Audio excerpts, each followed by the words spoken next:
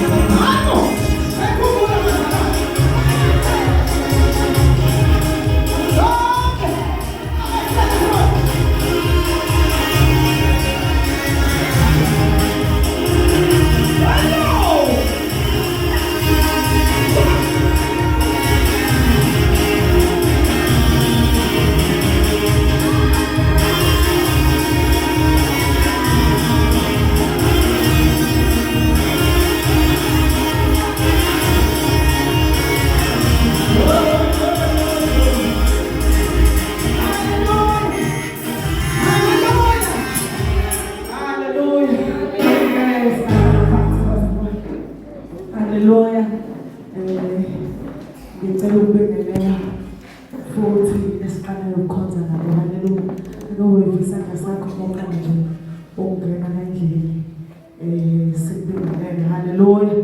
Haleluya. Hayi akekho bazali. Haleluya. Ngizocela ke ukudedela izimemezelo. Haleluya. Igama likaJesu sekushaya izandla bazalwane esizokuhamba.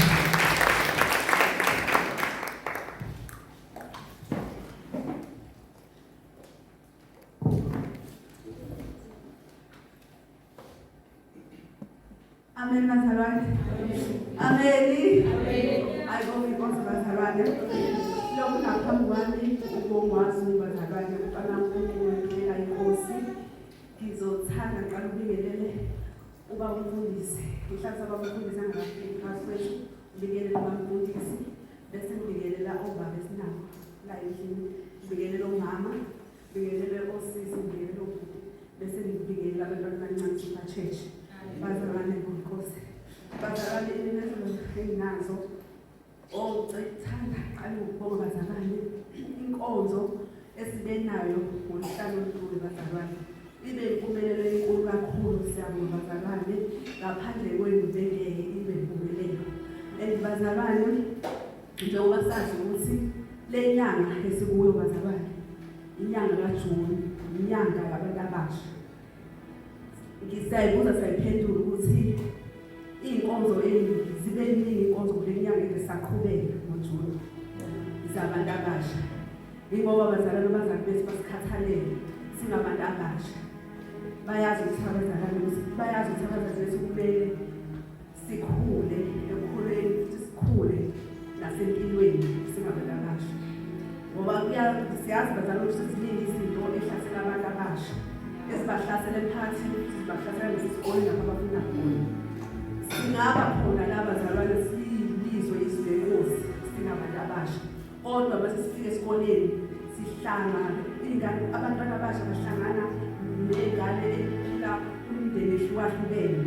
Okubizwa ukuthi nxa siphakathi kule ndawo abazali bethu bahlelela inkonzo ehlukahlukene zentsha yomndeni. Sibe khona bazalwane sibe ingxenye yabo. Futhi sisaphothi simele nabanye abangani simele abafamily ukuze sizohlanganyela ungabi nomona bazalwane ngokuzwa izinto ezinhle wedwa kodwa ukhona ukumema nabanye abantu. Ngiyazi bazalwane kunzima kumema nami ngimeme ngasekhaya bazalwane kunzima ukuthi uthishara ukhulume ekuseni akumuntu eshintshe uvele ubone ukuthi idimoni lehlasele isikhathi. Kodwa thina esibizwe bazalwane kumele sikhulume sihambe kahle yabo bazalwane. Bese ngibonga kakhulu isikhulumi sokusuku esibe naso ngolhlanu. Siyabonga bazalwane isikhulumi sethu sikhulume kahle and izwe sifundile lizosakha. Ngiyathemba ukuthi intsha nabantu abadala bangagcini intsha kuphela. Nathi sibadala njengoba umfundisi adela phambili bengizinkosi kodwa wangicela ngithuka ngisakhula. Ngiyazi ukuthi umuntu uzothi yesakhula awube mdala nje esizulwane. Kodwa siyazi bazalwane phansi ukuthi ukukhula siyakhula empilo sihlangabezana nenkinga incane kudala. Kodwa nokuhala ukuthi Nkosiyami sengathi lezingane lezi zingakubamba. Umfundisi nxa ekhuluma lana ukhulume indaba enkulu kakhulu. Bazalwane bengekho bekhuluma kuleli izwi leli laka Samuel 1 amavesi 18 kuze kugcina ku-58 abazalwane bekhona. Lelo zwi leli bazalwane belifunda ngokweBhayibheli kodwa befanekisa nezinto esidlula kuzo and futhi esikoleni befanisa kakhulu ngemfundo bazalwane. And lelo imthusi kakhulu ngesikhosi ngiphumile ebusuku ngashiya ingubo yami nasesabantwana babeza nabo la nginesifiso sokuthi ngabe sibayizwa yino ayikhuluma ngisi noma umfundisi nxa ekhuluma lana lento ayikhulumayo itheko ukuyifaka emhlabathini ovundile ukuyifaka emhlabathini owuvandile na. Ngiyayibuza bazalwane itshala ekhaya inenhlahla. Mina bazalwane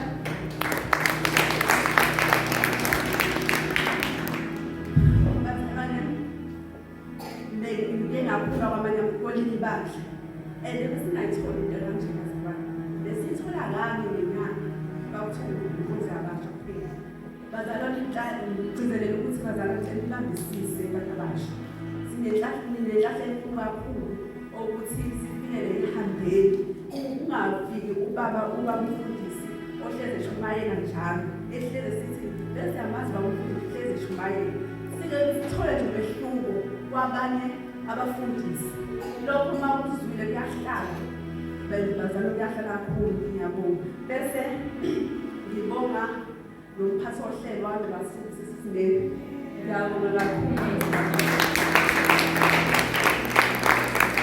abazalwane abebekhona akade bengeke bazalwane baphuthele wayiphatha kamnandi inkonzo and abazalwane abancane bazizwa basekhaya sasikhululekile inkonzo nje yayihamba kahle imnandi sibambisene bese ngibonga kakhulu ihambeli nabantu bebenyiwe siyabonga bebenyiwe bese ngokukhulu ukhethelekile bazalwane ngicela ukubonga ubamfundisi ukuthi kube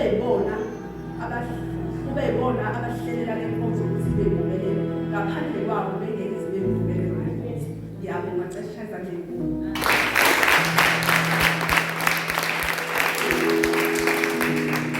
bese bazalwane imemezelo zami namhlanje inkonzo le ezobe ikhona mhla 16 June ezoba khona ngolesithathu ngolesibili kuzobe kuyiholide bazalwane izobe kuyinkonzo izobe inabantu abasha bazalwane kuzobe khona abafundisi izobe imnandi kakhulu bazalwane ingaphutheki and le nkonzo kuzoba khona ihambeli ezokufundisa izwi lezosikhulisa sikhulise lendlu kaNkulunkulu sizikhulise thina singabantwana bakaNkulunkulu kuzobe khona indumiso kukhona nje zonke izinto ongasifisa ongase ucabange ezokwakha umuntu omusha nomusukhulile nomubaba kumama ngiyabonga bese bazalwane ngicela ukugcizelela inkonzo ezoba khona mhla ka-18 ekhona bazalwane ngibemezele ngesonto edlule hleli njalo sibemezele ngoba yafika usuku la ngiyakhumbuza isikhumbuzo bazalwane inkonzo le ezoba mhla ka-18 ifana nezizani ndodana nobaba bazalwane isekhona and ongakaqali ukubeka isihlalo sakhe sikhuluma nobaba sikhuluma nodakazi ongakaqali ukubeka isihlalo sakhe bazalwane abanye bazalwane sebeqalile bayakwenza lokho and siyabekelela khona le nkonzo izobe impumelelo ngiyabonga bese ngithanda ukuphinde bazalwane isikhumbuzo ngoba sazi bazalwane ukuthi sikhona le nkonzo sayingenelela yokubumbano lwamabandla bengicela ukukhumbuza abazalwane ukuthi njengoba sazi ukuthi inyanga nenyanga siyakhokha abazalwane sikhokha imali yabo-2000 siyibandla lonke ngiyazi bazalwane omunye ngayibuza ukuthi umuntu emunye khokha malini umuntu akanawo ukuthi sikhokha malini kodwa ukuqala kokukhokha imali sikhokha u-140 uyaphezulu onayo ngathi 150 kuyangephesa bazalwane nalo onganayo bazalwane kodwa ngiyazi ukuthi isonto alipheli unganawo 10 rand singakujabulela lokho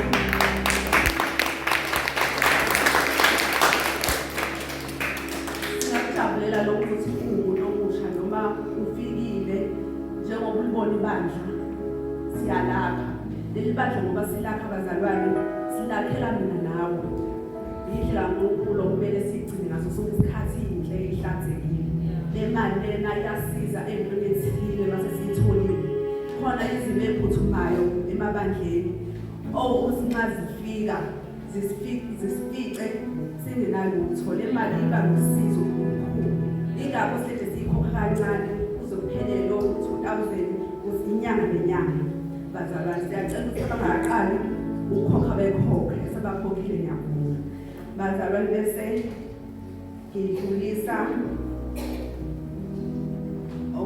siyacela sisiyebe lungisa i-chorus sezoqela bese bazalwane ngibonga kakhulu ukuthi sibambile inkonzo konke lokho siyabonga bazalwane kuhle esebenzisa ememezweni zabantu abangekho umamthiyane ubikile nobamthiyane khona lapho abayakhona bazalwane.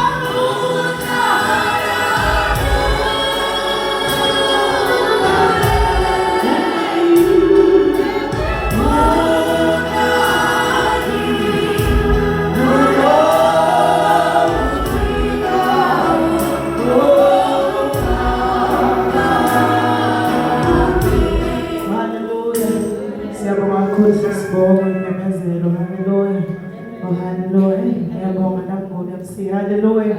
Hallelujah. Ngizocela bazalwane ukudedela uma eseza ngaphambi. Hallelujah. Ngiyacela simshayele izandla.